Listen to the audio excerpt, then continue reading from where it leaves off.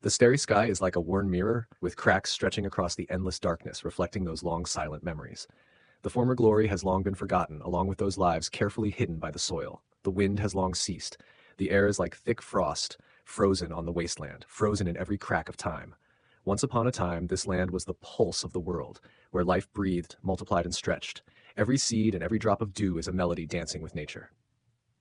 The land is not an inanimate object. It is a huge and slow-living entity containing countless memories. It was once the closest companion of mankind. However, today it no longer makes a sound. Its throat was sealed with dust and no longer longed for nourishment. Its skin is now full of cracks like old leather that has been caressed by endless time. There was no wind, no chirping of birds, only dust quietly pervading, covering everything that once existed. If you place your hand on this land, perhaps you can still feel its faint pulsation, as if it were some kind of echo coming from the depths. It no longer craves water, nor does it need light. It merely exists quietly, like an old man guarding a silent story. The land has bestowed everything upon all living beings. Its hunger has never vanished due to human neglect. It is merely waiting and expecting something. No one asks whether the land is hungry anymore, because in today's world, hunger has become a strange concept. Food is no longer a self-sufficient product on Earth through natural laws, but is generated by high-tech equipment. Human beings no longer share the abundance of the land, but receive perfect nourishment from industrialized production lines. Every meal is precise and errant, and digital satiety has replaced the real touch of survival. However, such a sense of fullness did not fill the void in one's heart. In the tall buildings of the city, people are full, yet they still feel a certain invisible deficiency. Behind all these precise calculations, everyone has lost their connection with nature and their resonance with past life forms. And this land remains silent. It no longer pleads and no longer waits for human visits.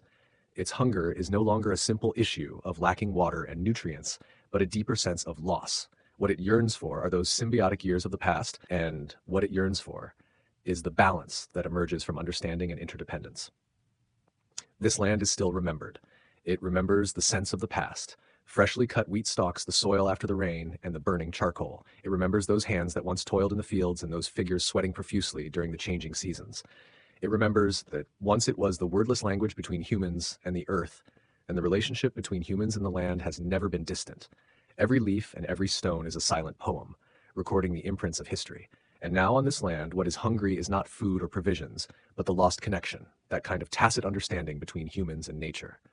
What hunts it is the gaze of humanity in the past, and what hunts it is that simple yet profound way of life constructed by sharing and respect. No one heard its sound anymore. No one stopped any longer, bent down and listened to the whispers of the land. Its memory settles beneath the dust, gradually fading away and gradually being swallowed up by the new culture. But this land still adheres to its existence, to the rhythm that once belonged to life. It was not in a hurry to revive, nor did it plead for rebirth.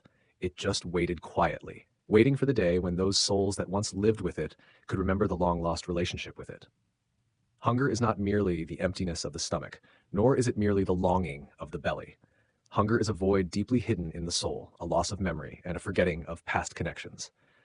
Today's land no longer needs food, but is still hungry, hungry for the belonging of humanity, hungry for the common symbiosis with the former world.